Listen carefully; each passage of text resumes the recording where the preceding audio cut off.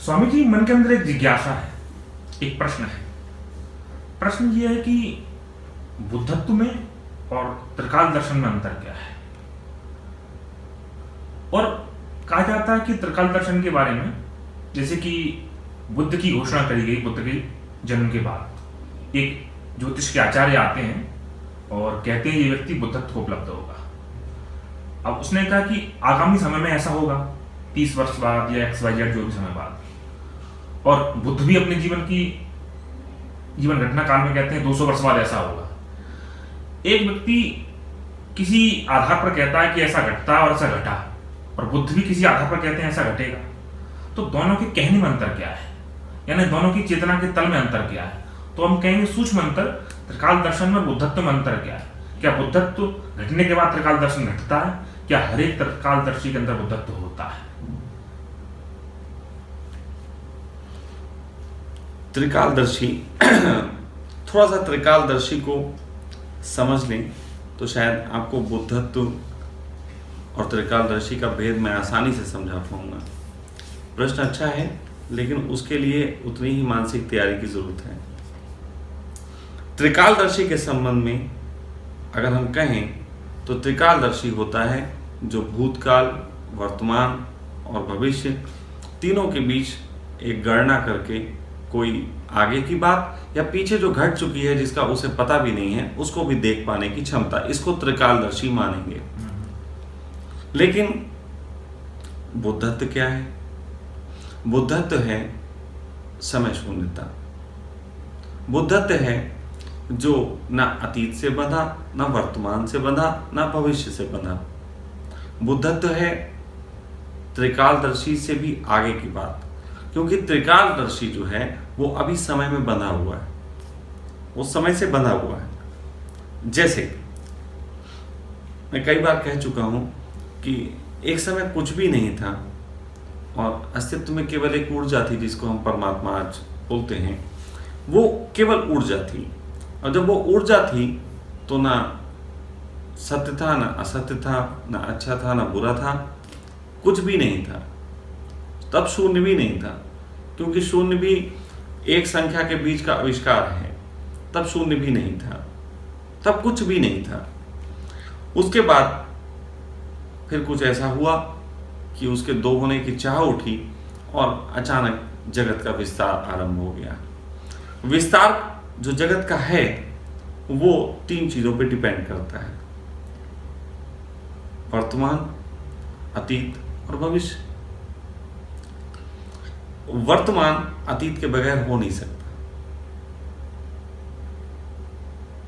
और अतीत भविष्य के दायरे में बांधे बगैर संभव नहीं। इसलिए ब्रह्मा है सृष्टि के जन्मदाता। ब्रह्मा को हमने सृष्टि के रचयिता के रूप में दिखाया, और ब्रह्मा के 3 मुंह हैं, वो त्रिकालदर्शी हैं। आगे भी देख रहे हैं, पीछे भी देख रहे हैं, और वर्तमान में भी हैं। तो त्रिकालदर्शी 3 मुंह वाला होता है। फिर उसके बाद विष्णु है। विष्णु जो हैं वो वर्तमान में जी रहे हैं। शंकर जो हैं वो मृत्यु के बताए जाते हैं कि किसी भी घटना का एंड कर देते हैं। तो ना शंकर त्रिकालदर्शी हैं, ना विष्णु त्रिकालदर्शी हैं, ब्रह्मा त्रिकालदर्शी हैं। लेकिन ब्रह्मा त्रिकालदर्शी हैं, लेकिन ब्रह्मा कर्मों में नहीं आते। ब्रह्मा किसी की मृत्यु में नहीं आते। उस दोनों के डिपार्टमेंट विष्णु और शंकर के पास हैं। ठीक है?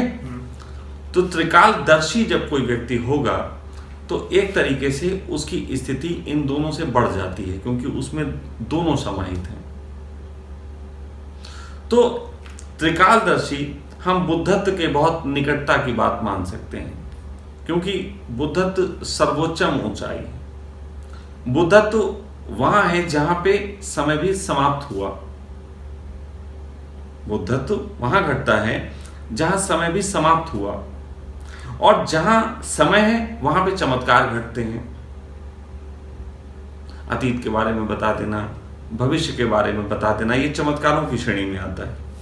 जहां चमत्कार घटते हैं वहां बुद्धत्व नहीं घट सकता।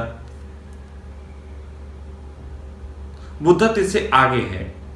लेकिन जैसे मैंने कहा कि उसमें तीनों समाहित हैं, इसलिए बुद्धत्व से पहले की अवस्था हम त्रिकालदर्शी की अवस्था मान सकते हैं, क्योंकि बुद्धत्व रस्सी के उस छोर का है, परमात्मा रस्सी के इस छोर का है। जब अस्तित्व में कुछ भी नहीं था, ऊर्जा बिल्कुल अपने में थी, तब वो बहुत बड़ी ऊर्जा थी। फिर उसके बाद उसने जगत के निर्माण की तरफ भाव रखा, तो त्रिकालदर्शी का जन्म हुआ। सबसे पहले इस जगत में ब्रह्मा आए। भाई ब्रह्मा ना, यानी कि डायमेंशन बनी, 3 डायमेंशन, तो 3D बना। तो 3D से आगे कहानी बढ़ी, लेकिन जब अंत होगा तो भी 3D से ही होगा। जो रस्सी का ये छोर है, वही रस्सी का अंतिम छोर भी होगा, और उस अंतिम छोर के बाद बुद्धत्व है। अब गजब की घटना है कि जो पंडित बुद्ध के बारे में आके बताता है कि ये बुद्धत्व को उपलब्ध होगा, तुमने कभी सोचा कि वो पंडित बुद्धत्व को उपलब्ध हुआ था या नहीं? भाई ये भी तो चिंतन आना चाहिए, वो पंडित बुद्धत्व को उपलब्ध क्यों नहीं हुआ? अगर उसे पता था तो वो क्यों नहीं हुआ? उसके बारे में तो कोई घटना नहीं है। कारण है, और उसका कारण बहुत साफ है। जब कोई व्यक्ति साधना करता है, इसे साधना से समझना पड़ेगा। जब कोई व्यक्ति साधना करता है तो साधना करने में वो सबसे पहले अपनी शक्तियों को जगाता है, शक्तियों को जागृत करता है। जैसे सामान्य तौर पे हम जगत में कार्य करने वाले हर व्यक्ति को साधना के स्तर पे देख सकते हैं। हर व्यक्ति धन कमा रहा, पद कमा रहा, प्रतिष्ठा कमा रहा, ये ताकतों का जगाना है। सन्यासी कुंडली जगा रहा, सहस्त्रार जगा रहा, वो अपनी चक्रों को सक्रिय कर रहा, ये भी ताकत है। लेकिन चक्रों को सक्रिय करना, कुंडली जगाना बुद्धत्व नहीं है। बुद्धत्व तो तब है जब ये सब खेल छोटे पड़ गए।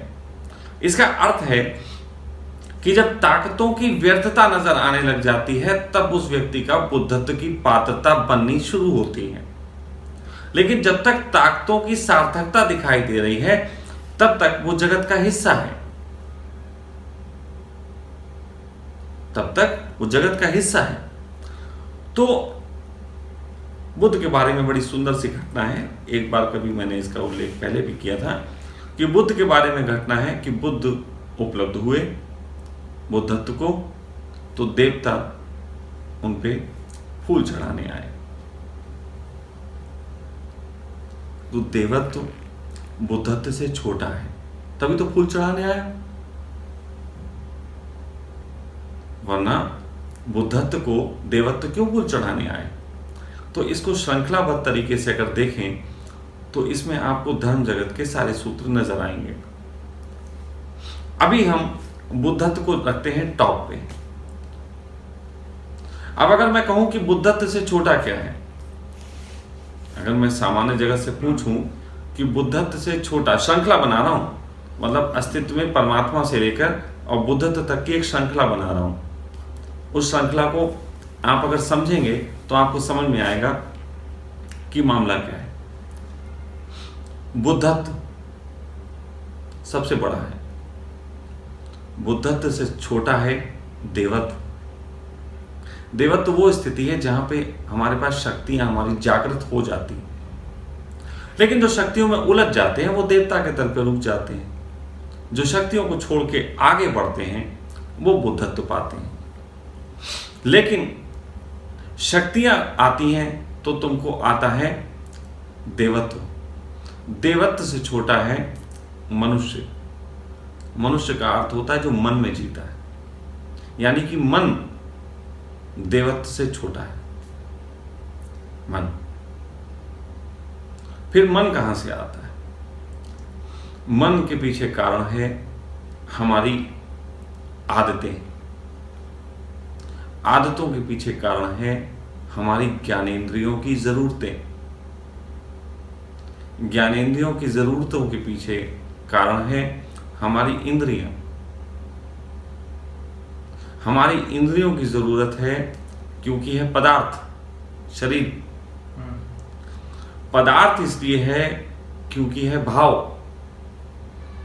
और भाव आया था परमात्मा से। चाह। तो परमात्मा की चाह शुरू हुई, चाह से पदार्थ का निर्माण हुआ, पदार्थ में 5 इंद्रियां आईं, 5 इंद्रियों को 10 ज्ञानेंद्रियां मिली, 10 ज्ञानेंद्रियों की ज़रूरतें थीं, उन ज़रूरतों से मन बना, मन की शक्ति जब एक्सट्रीम पे पहुंची तो देवत्व आया। जब देवत्व से भी कोई बोर हो गया, देवत्व की भी व्यर्थता जान ली, तब बुद्धत्व की तरफ कदम बढ़ा। तो बुद्धत्व सबसे आखिरी श्रेणी है और देवता उससे नीचे की, और सबसे स्टार्ट में जो खड़ी है वो परमात्मा की चाह खड़ी है। इसीलिए ये जगत चाह का संसार है, चाह से मुक्त नहीं हो पाता। अब आपके प्रश्न पे थोड़े और गहराई के साथ आता हूं। आपका प्रश्न है बुद्धत्व और देवत्व में, या जो त्रिकालदर्शी है, इसमें अंतर क्या है? त्रिकालदर्शी देवत्व जैसी स्थितियों में उपलब्ध होता है। हमारे अंदर बहुत तरीके की शक्तियां हैं। जैसे देवता, कोई वायु का देवता है, कोई प्रकाश का देवता है, कोई अग्नि का देवता है, कोई जल का देवता है, कोई इंद्र देवता है। लेकिन सारी क्वालिटियां किसी एक देवता में नहीं। तो अपनी अपनी क्वालिटियां हैं। हमारी इंद्रियां हैं, इसीलिए देवताओं का राजा है इंद्र। इंद्र देवताओं का राजा है। तो इंद्रियां हमारी राजा हैं, लेकिन फिर इंद्रियां की हैं ज्ञानेंद्रियां। ज्ञानेंद्रियां हमारे 5 जो एलिमेंट्स हैं उनसे जुड़ के काम करती हैं। अलग अलग एलिमेंट अलग अलग तरीके की पावर रखता है। तो वहां पे किसी खास एलिमेंट पे सबसे बड़ा है इंद्र, इंद्रियां, फिर इंद्रियों से छोटी हैं ज्ञानेंद्रियां, फिर ज्ञानेंद्रियों पे जो उनके स्वभाव हैं उन पे जिन जिन की महारत हासिल है वो है देवता। अलग अलग देवता। उन देवताओं में कोई एक देवता है जो है त्रिकालदर्शी। ठीक है, तो फिल्टराइजेशन हो गया। अब इसे फिल्टर करते हैं कि त्रिकालदर्शी की योग्यता आती कहां से। आपका प्रश्न तब तक बहुत अधूरा और छोटा है जब तक यह भी पता न लग जाए कि त्रिकालदर्शी कोई हो कैसे सकता है। How can it is possible कि कोई अतीत भी बताए और भविष्य भी बता दे, क्योंकि हमें तो कल का पता नहीं होता। पानी बरसेगा नहीं बरसेगा इतना भी पता लगाना मुश्किल हो जाता है। तो फिर त्रिकालदर्शी होना 20 साल 100 साल के बाद की बात कर देना। तो यहां पे मैं आपसे कहूंगा, हमने एक चीज को बहुत शुरू से ही सम्मान दिया हिंदू धर्म में, और उस चीज को आज तक सम्मान है, और वो चीज है आत्मा। लेकिन ये आत्मा क्या है? 5 इंद्रियों से शरीर बना, ये तो हम सबको पता है। ये हम सबको पता है कि ऑक्सीजन और HO2 मिलके पानी बनते हैं। ठीक। लेकिन इन दोनों को मिला के पानी आज तक कोई नहीं बना पाया। वैज्ञानिक पानी को तोड़ के देखते हैं तो उन्हें ये पता है कि HO2 और ऑक्सीजन मिलके पानी बनता है, लेकिन कोई भी लैब में इन दोनों चीजों को मिला के पानी बनाने का कोई उपाय अभी तक तो नहीं है। भविष्य में हो मैं कह नहीं सकता। क्यों नहीं? हमें ये तो पता है कि स्त्री के पास एक अंडा है जो बच्चा बन सकता है, पुरुष के पास एक शुक्राणु है जो बच्चा बन सकता है, और इन दोनों को मिलके बच्चा बनता है, ये भी पता है। लेकिन इन दोनों के मिलने पे बच्चा क्यों बन जाता है ये किसी को पता नहीं। वो जो क्यों है, वो जो जोड़ है, वो जो चुंबक है, वो जो गोंद है, उसको ही हमने आत्मा कहा है। वो उसका काम है।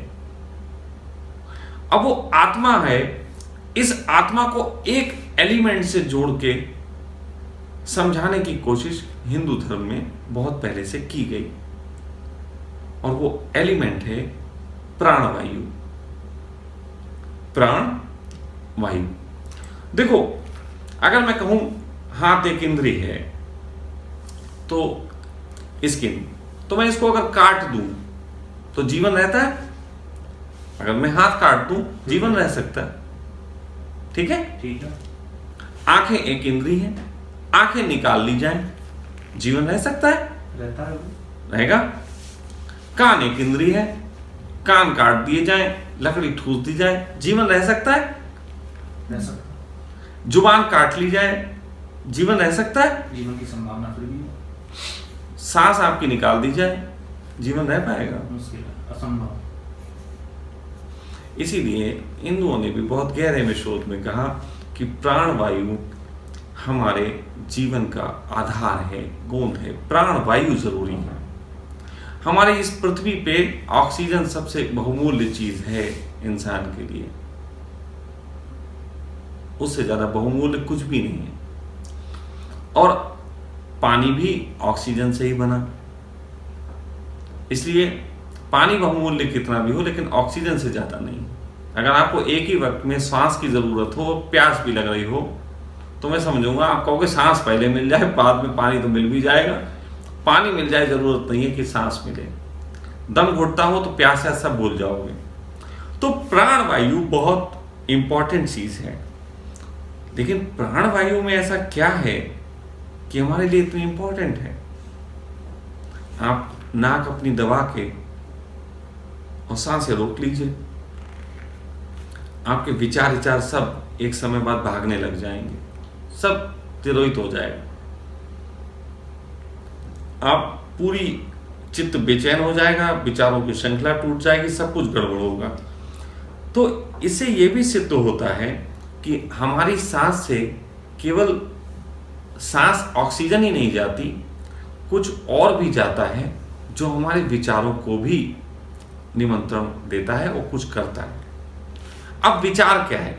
विचार है सूक्ष्म, विचार शब्द है, विचार भाव है। अब देखो फिर मैं कह रहा हूं, पहले मैंने सबको तोड़ा, अब विचार क्या है? विचार शब्द है, विचार भाव है, विचार चित्र है, विचार कई चीजें। विचार नाक से सूंघी गई खुशबुएं भी है। अब यहां से मैं खुशबू छोड़ूं आपके पास, ये खुशबू कैसे जाएगी? वायु में, प्राणवायु, वायु में। अब प्राण हटा देते हैं, वायु जोड़ लेते हैं, वायु में खुशबू जाएगी। तो यानी कि एक जो इंद्री है हमारी सांस की, उसको भी वायु की आवश्यकता है, वरना खुशबू यहां से वहां नहीं जाएगी, नाक में घुसेगी भी नहीं। मतलब यहां पे भी खुशबू हो और अंदर वायु ना हो, वैक्यूम बना दो तो अंदर नहीं जा सकती। तो नाक की इंद्री भी वायु से संबंधित।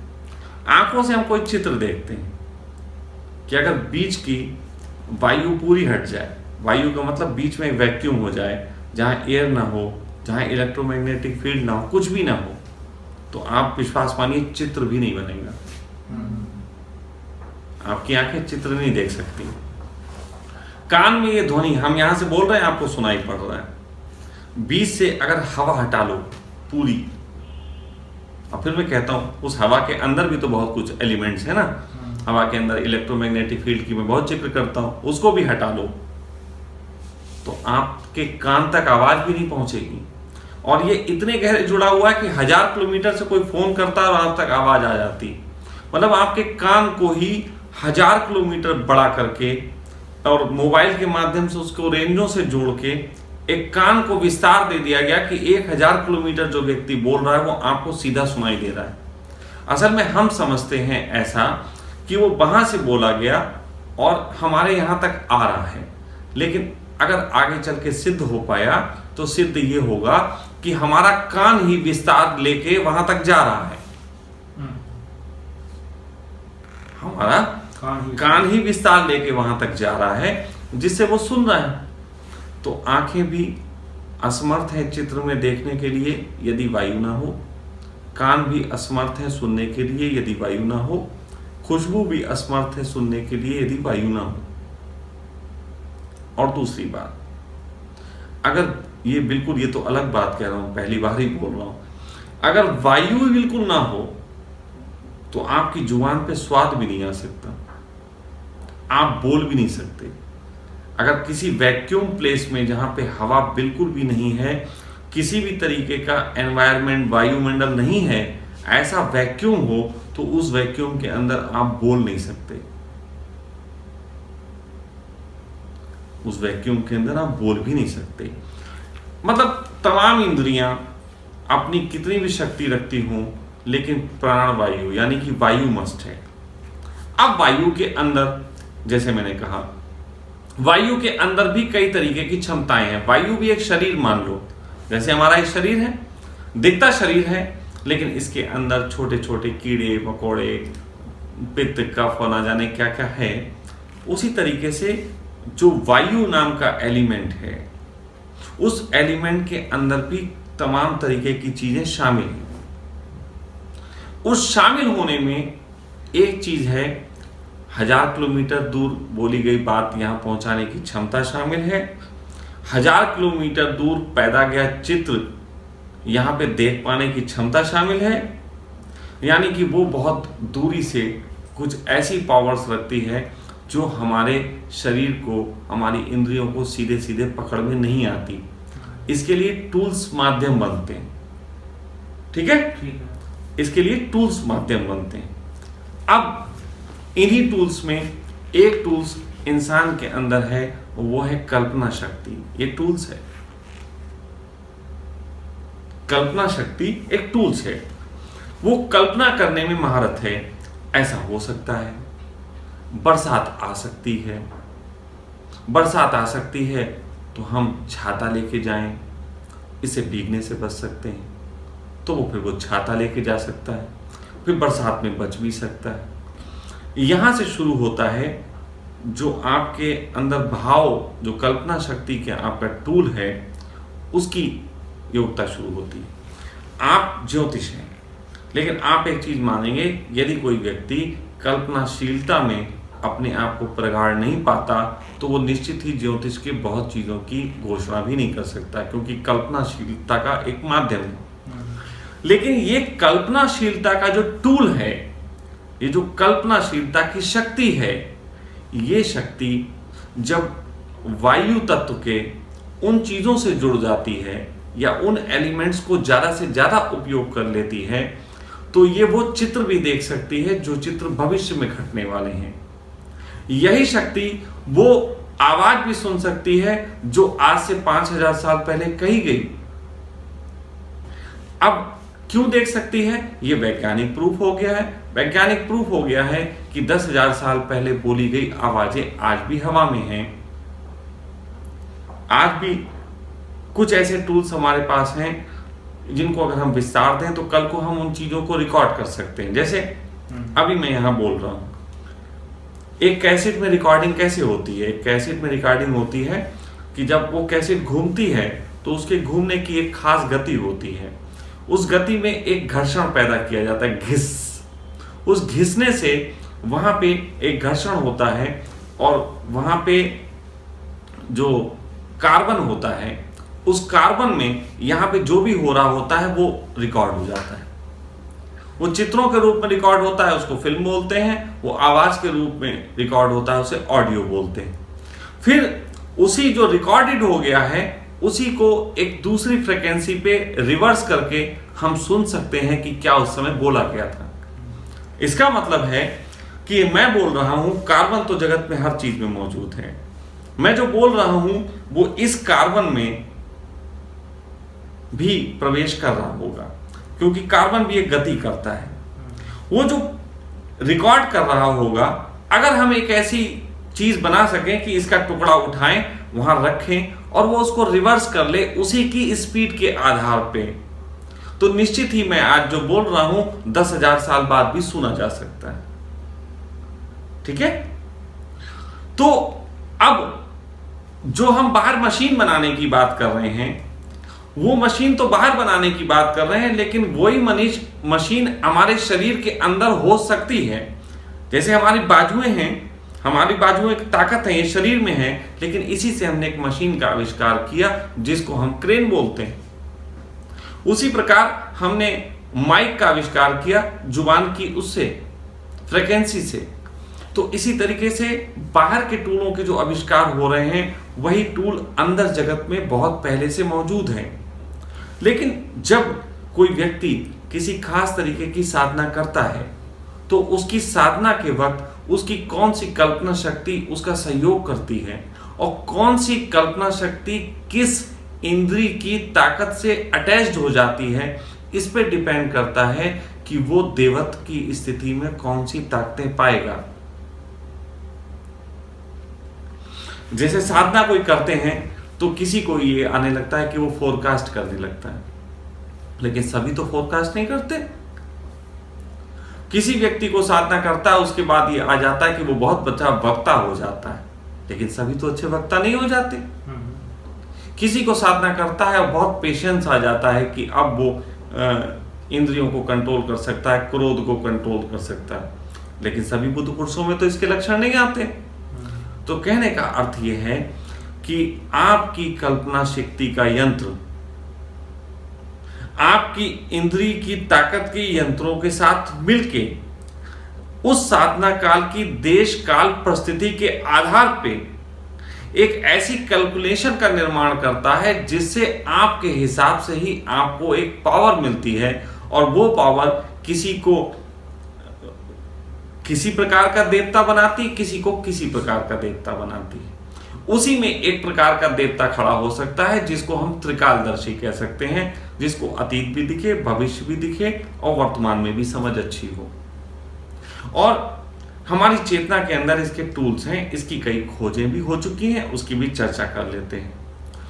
एक खोज हुई थी इसकी, मैं फिर ओशो का जिक्र करूंगा। एक मैंने कहानी ओशो के मुंह से कहीं सुनी थी और उसका जिक्र कर रहा हूं।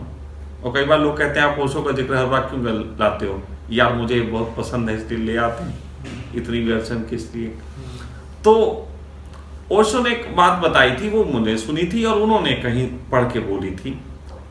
उन्होंने बताया था कि पश्चिम में एक खोज हुई कि पेड़ों के ऊपर कोडियोग्राम लगाया गया और कोडियोग्राम से उसकी चित्र लिया गया कि ये कैसी भाव दशा में है। तो एक पूरे बाग में हर पेड़ पे कोडियोग्राम लगाया गया और उस पे एक चल रहा था कि इस तरीके से बहुत पेड़ मस्त हैं। फिर 2 किलोमीटर दूर एक आदमी को कहा गया कि ये लो कुल्हाड़ी और तुम उस बाग में जाके एक पेड़ काटो, 2 किलोमीटर दूर। अब इनको नहीं मालूम था कि ऐसा कहा गया, पेड़ों को भी क्या मालूम। लेकिन उधर 2 किलोमीटर दूर जिस आदमी से कहा गया, उससे ये नहीं कहा गया कि फला पेड़ काटना, उससे कहा उस बाग में जाओ और जो तुम्हें अच्छा लगे काट लेना।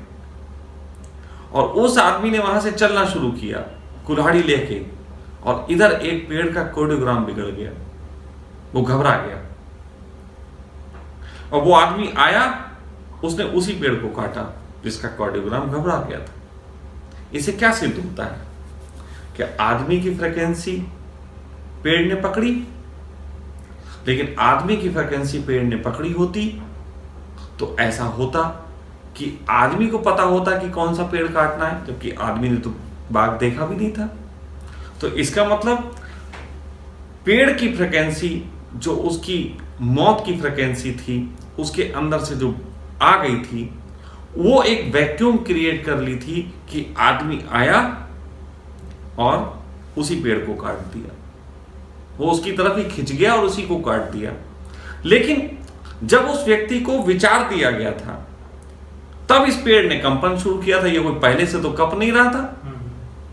यानी कि उसके विचारों का लेना देना इस पेड़ को पहले पता लगा था। यानी कि इसके विचार, अतीत के विचार भविष्य में होने वाली घटना को पते लग गए थे, और होने वाली घटना को वर्तमान ने उस तरफ खींचना शुरू कर दिया था। आप समझे मेरी बात को? मतलब अतीत भी था वहां, वर्तमान भी था और भविष्य भी था, और दोनों ही एक दूसरे को अपनी ओर आकर्षित कर रहे थे। लेकिन बीच में एक यंत्र था जो इसकी टेस्टिंग ले रहा था। वो यंत्र एक कल्पनाशील व्यक्ति ने बनाया था, जिसने सोचा क्या ऐसा हो सकता है। तो विज्ञान कोई भी हो, उसको समझने और डेवलप होने के लिए साइकोलॉजी की जरूरत पड़ती है।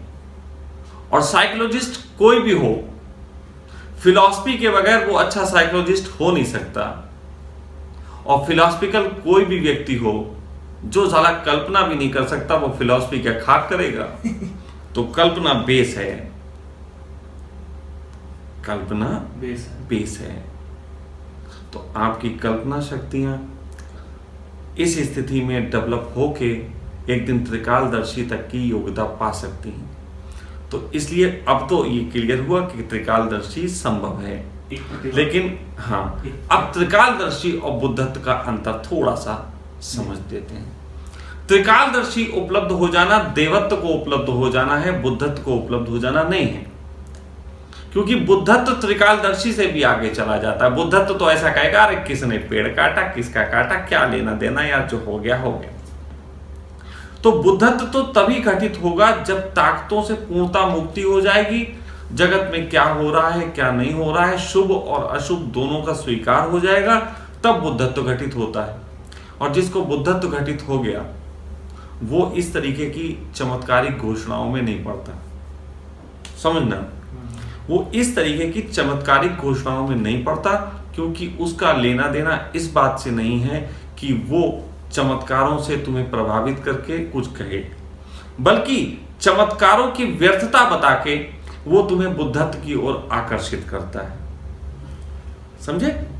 बुद्धत्व का काम है कि परमात्मा बुद्धत्व को उपलब्ध था, उसके बाद उसने व्यक्तियों में बुद्धत्व उतारा, लेकिन दोनों के बीच में चाह थी जिससे संसार खड़ा हुआ, उसी चाह से देवत्व भी आता है। लेकिन चाह जहां मुक्त होती वहां बुद्धत्व आता है। तो जो चाह से मुक्त हो जाएगा वो जितने भी लोग हैं उनको बुद्धत्व की ओर आकर्षित करने का काम करेगा। और वहां पे वो व्यक्ति यदि अपनी त्रिकालदर्शिता का उपयोग करेगा तो उसका कारण उसकी क्षमता का प्रदर्शन नहीं है, बल्कि वहां पे भी करुणा है। अब जरा इस संबंध में एक कहानी सुना देते हैं।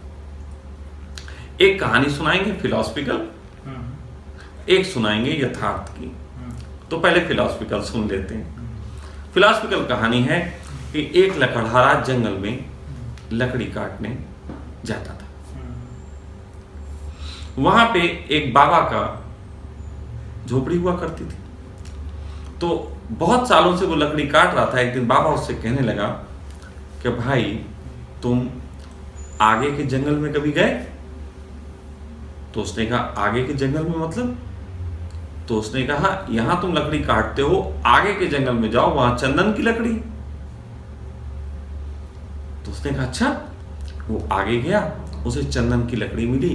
वो अब हफ्ते में एक बार काट के लाता और धन कमा लेता। पहले रोज काट रहा था, अब वो हर हफ्ते चंदन की लकड़ी ले आता और काम करता।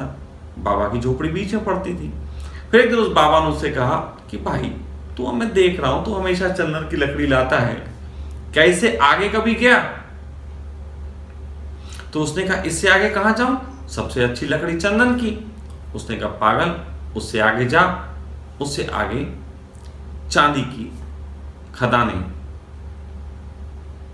तो वो चांदी की खदानें लेने चला गया। चांदी मिली, आगे गया, चांदी मिली। अब तो वो और धन्ना सेठ हो गया। महीने में एक बार जाता गधे को लेके और चांदी भर के ले आता।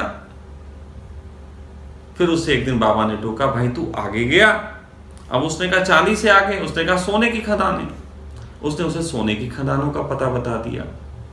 फिर धीरे ऐसे ही आगे बढ़ते बढ़ते हीरे जवाहरात की खजानों का पता बता दिया। वो सम्राट हो गया, बहुत उसका नाम हो गया, बड़ा ऐश्वर्य। एक दिन वो अपने रथ पे जा रहा था, वो बाबा उसके सामने आ गया।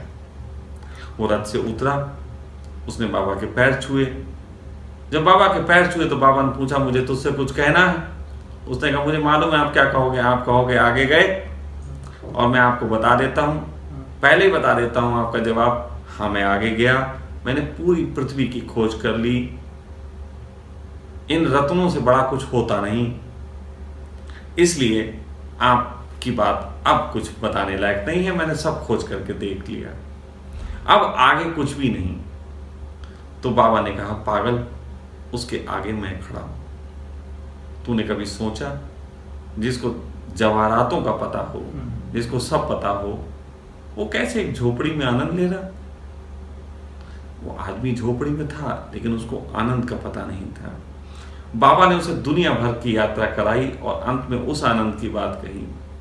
फिर वो वहीं रुक गया, वो अपने घर वापस नहीं लौटा, और फिर बाबा के पीछे पीछे। कहानी समाप्त। बाबा लोग तुम्हें स्वास्थ्य लाभ बताते हैं, सब बताते हैं, तुम योगियों से योग सीख रहे हो, जबकि ये भी जानते हो सारे योगी रोगों से मरे, सब कुछ हो रहा है। लेकिन उनका सब ये बताना, तुम्हारे ऊपर कृपा करना, तुम्हें जगत की जानकारियां देना, ये भी एक त्रिकालदर्शिता है, एक छोटी त्रिकालदर्शिता। इसके तहत उनका लक्ष्य यही है कि तुम आगे बढ़ो। ठीक है? तो ये तो कहानी हो गई। एक असली घटना बता देते हैं। मेरे साथ जीवन में ऐसा हुआ कि एक व्यक्ति मेरे साथ जुड़े, नाम नहीं यहाँ लेना चाहूँगा क्योंकि अभी उनकी कुछ यात्राएं हैं, एक दिन समाप्त होंगी तो उनका नाम भी बता दूंगा।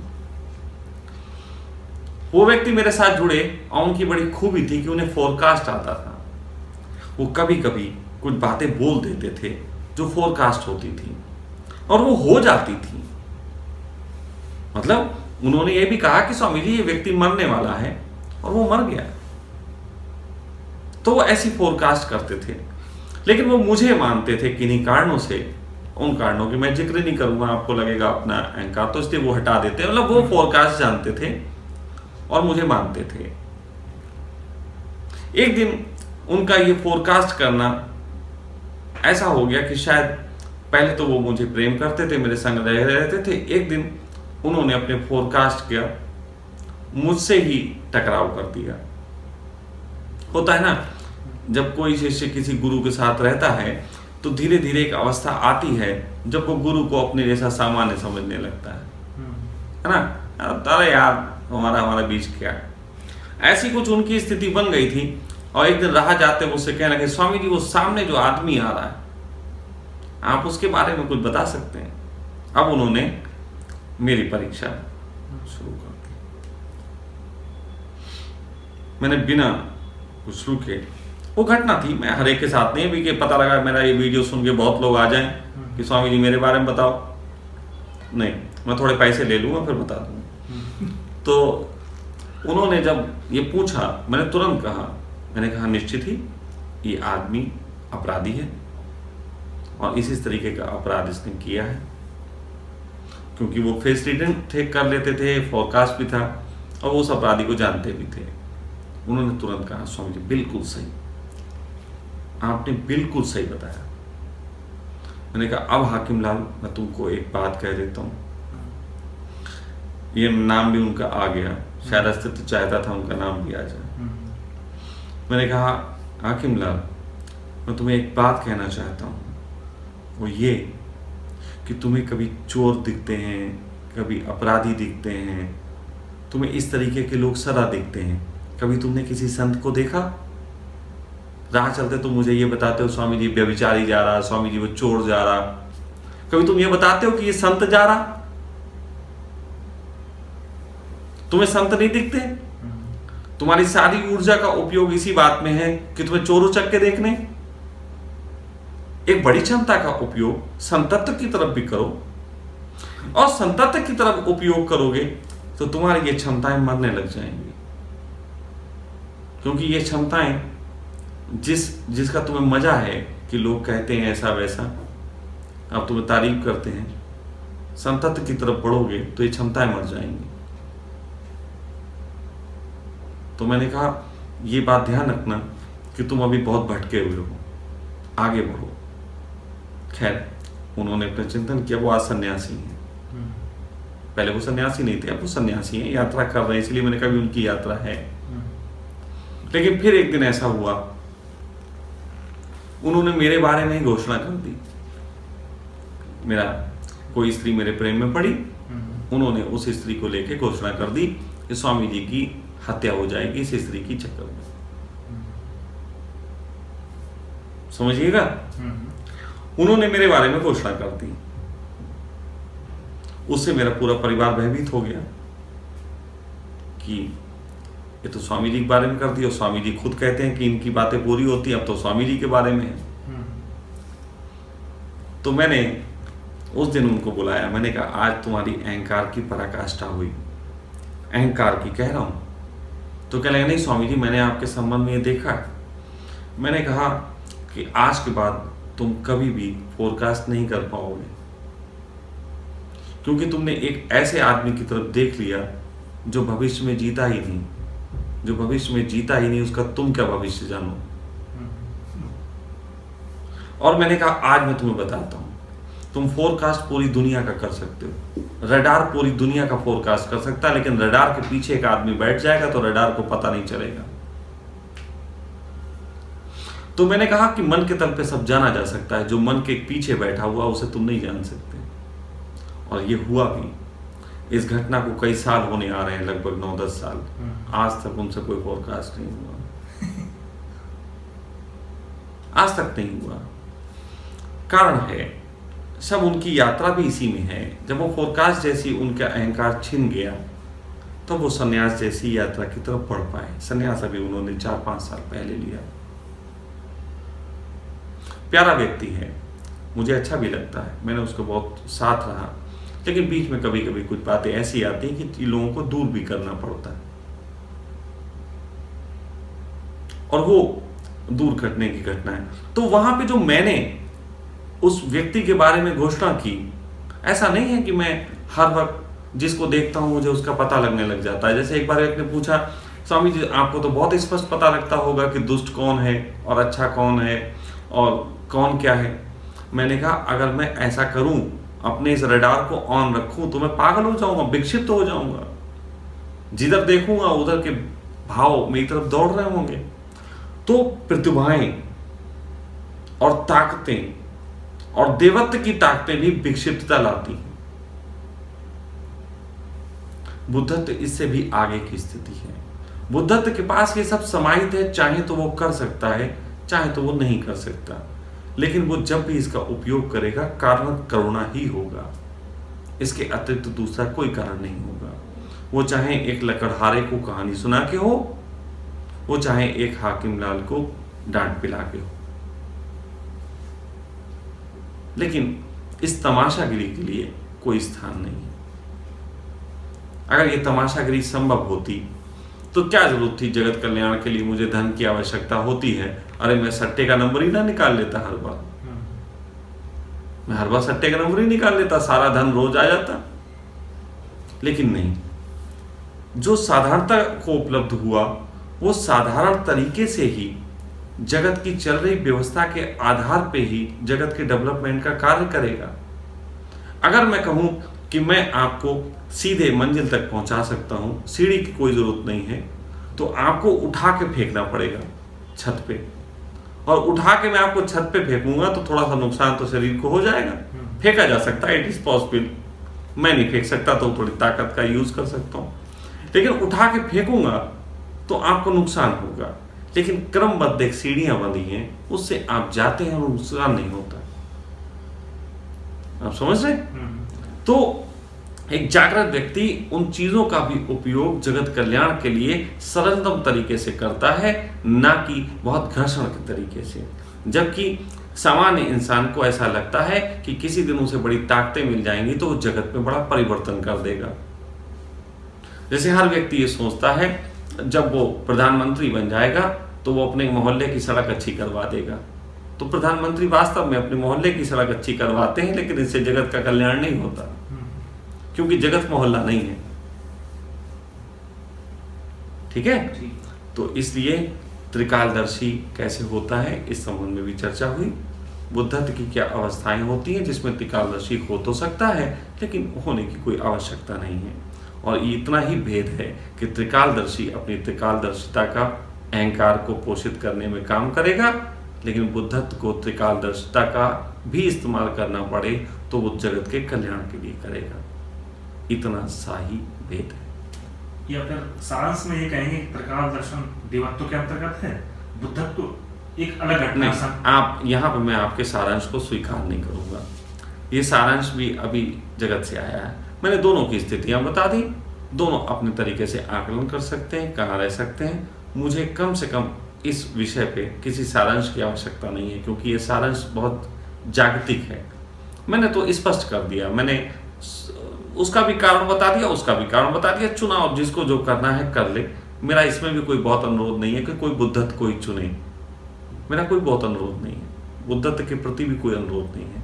लेकिन कभी कभार ऐसा होता है कि ये घटना और घटनी है कहते हैं कि जीवन में अगर बुद्धत्व घटता है तो व्यक्ति विचारातीत हो जाता है, और एक तरफ ये भी कहते हैं कि भावातीत भी हो जाता है। तो कभी कभार एक तरफ तो कहा जाता है कि विचार बुद्धत्व के बाद व्यक्ति भावातीत हो गया, विचारातीत हो गया, लेकिन कहा जाता है कि व्यक्ति करुणावश हो रहा है। करुणा एक भाव है क्या फिर?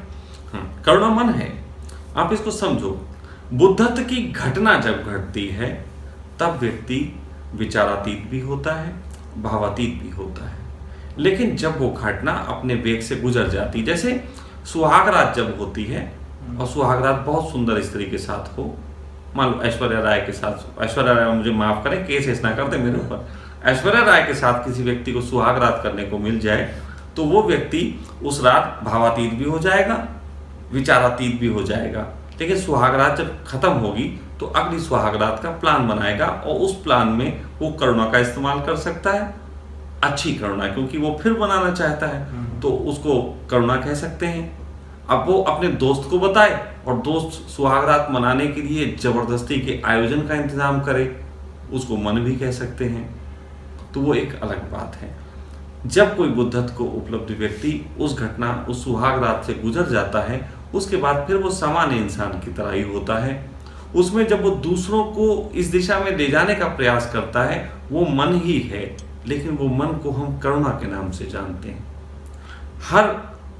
हर भाव के पीछे या तो सात्विकता होती है या पाश्विकता होती है। सात्विकता सत्य की तरफ ले जाने वाली, पाश्विकता पशु बना देने वाली, हिंसा करने वाली।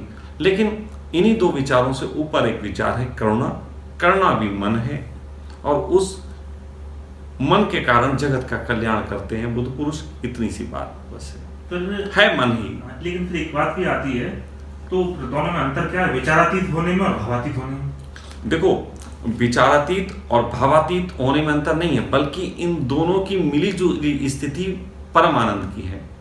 आप अगर किसी स्त्री के साथ उस होने का विचार करते हो तो उस विचार में इतना आनंद नहीं है। आप ऐश्वर्या राय के साथ सोने का विचार करते हो तो उसमें इतना आनंद नहीं है, थोड़ा आनंद है। तो विचार का अपना आनंद, फिर बहुत गहरे में आंखें बंद करके भाव करते हो कि मैं उसके साथ हो गया हूं, इसमें भी आनंद है, लेकिन इतना आनंद नहीं है। लेकिन जब वास्तव में उसके साथ होते हो तो क्या उसके साथ होने का भाव करोगे कि विचार करोगे? भाव करेंगे, विचार करेंगे, क्रिया में महत्व देंगे। वो परमानंद होगा, वो परमानंद होगा। तो जब भाव आनंद देता है और विचार आनंद देता है, और दोनों ही थोड़े थोड़े भिन्न हैं, क्योंकि भाव होता है आपके अंदर के इमोशन से और विचार होता है दिमाग से।